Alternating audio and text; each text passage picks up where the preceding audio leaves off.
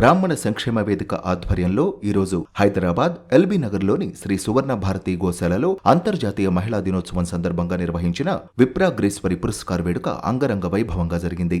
ఈ వేడుకలో ముఖ్య అతిథిగా పాల్గొన్న ప్రముఖ సినీ అండ్ టీవీ ఆర్టిస్ట్ శ్రీమతి ప్రీతి నిగమ్ మాట్లాడుతూ, మహిళలు ప్రతి కార్యక్రమంలో ముందుంటే ఏ వేడుకనైనా భారీగా విజయవంతం చేయవచ్చన్నారు. అంతేకాక కుటుంబంలో ఏ సమస్య లేకుండా ఉండాలంటే మహిళ పాత్ర ముఖ్యమైనదని, పిల్లల నడవడిక సరైన రీతిలో ఉండాలంటే తల్లి పూర్తిగా బాధ్యతాయుతంగా ఉండాలని కోరారు.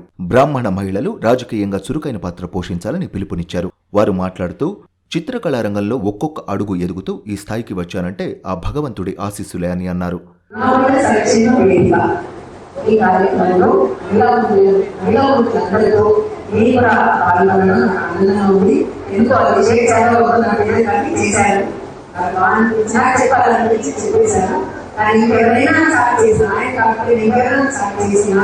ఎక్కడ బాగుంటుంది అంటే ఒక్కడే బిజీగా ఉండడం కాదు, 10 మందికి ఉపాధి కలిగించేటట్టు క్రియేట్ చేయాలి.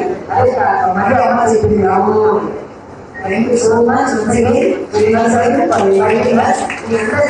మరొకసారి తగ్గించాలని కోరుకుంటున్నాను.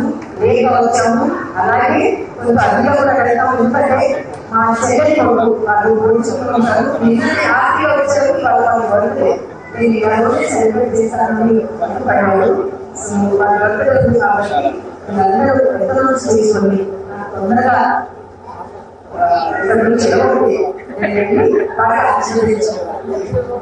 గౌరవ అతిథిగా పాల్గొన్న Huzurnagar market committee chairman Shrimati Radhika Deshmukh మాట్లాడుతూ, బ్రాహ్మణ మహిళా దినోత్సవంలో పాల్గొనడం చాలా ఆనందంగా ఉందని, ఈ సమాఖ్య ఎన్నో అద్భుతమైన కార్యక్రమాలను నిర్వహిస్తుందని నిర్వాహకులకు అభినందనలు తెలియజేశారు. వారు మాట్లాడుతూ, ఒకప్పుడు అన్ని రంగాల్లో బ్రాహ్మణుల సంఖ్య చాలా ఎక్కువగా ఉండేదని, ప్రస్తుతం ఆ సంఖ్య చాలా తగ్గిందని వాపోయారు.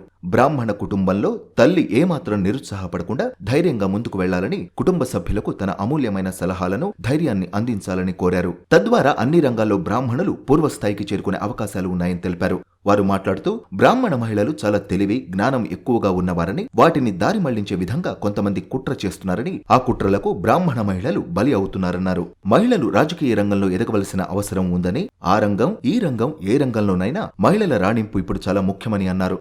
ఆత్మీయ అతిథిగా పాల్గొన్న పంచాయతీ కార్యదర్శి శ్రీమతి గిరిజా కుమారి మాట్లాడుతూ, మహిళలు కొన్ని దుష్ట శక్తుల పట్ల జాగ్రత్త వహించాలని, ప్రభుత్వాలు తెస్తున్న నూతన చట్టాలను ఎప్పటికప్పుడు తెలుసుకుని వాటిని సద్వినియోగం చేసుకోవాలని కోరారు. మరొక అతిథిగా పాల్గొన్న డాక్టర్ మేధా మాట్లాడుతూ, ప్రస్తుత పరిస్థితుల్లో మహిళలు అన్ని రంగాల్లో ఎదగాలంటే చాలా కృషి చేయాలని, విద్యార్థులను సాంస్కృతిక రంగాల్లో ప్రోత్సహించాలని పిలుపునిచ్చారు.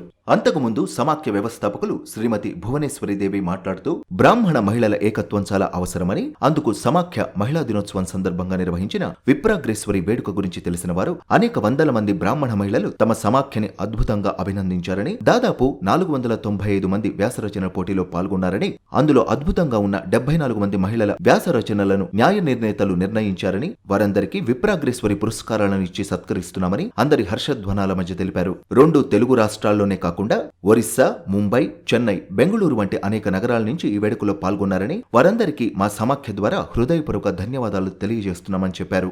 బ్రాహ్మణ సంక్షేమ వేదిక అధ్యక్షురాలు శ్రీమతి పావని శర్మ మాట్లాడుతూ, ఈ వేడుక సందర్భంగా తమ సమాఖ్య దాదాపు 425 మంది నూతన మహిళా సభ్యులను చేర్చుకుంటున్నారని, రాబోయే రోజుల్లో తాము భారతదేశంలో అన్ని రాష్ట్రాల్లో తమ సమాఖ్యను విస్తరిస్తున్నట్లు తెలిపారు. ఇంకా ఈ సభలో శ్రీమతి విద్య, శ్రీమతి సంజీవమ్మ, శ్రీమతి శ్రీదేవి రవీందర్, శ్రీమతి ఉజ్వల కుమారి, శ్రీమతి శారద, శ్రీమతి అవ్వ విజయలక్ష్మి, శ్రీమతి వాణి, శ్రీమతి సత్య తదితరులు పాల్గొని ప్రసంగించారు.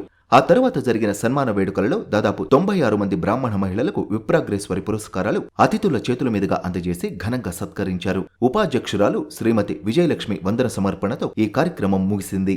అంతకుముందు నాట్యగురు శ్రీమతి లలిత నాట్య బృందం వారిచే 40 మంది చిన్నారులు నాట్య ప్రదర్శనలో పాల్గొని కూచిపూడి, భరతనాట్యం ప్రదర్శనలతో సభికులను అద్భుతంగా ఆకట్టుకున్నారు.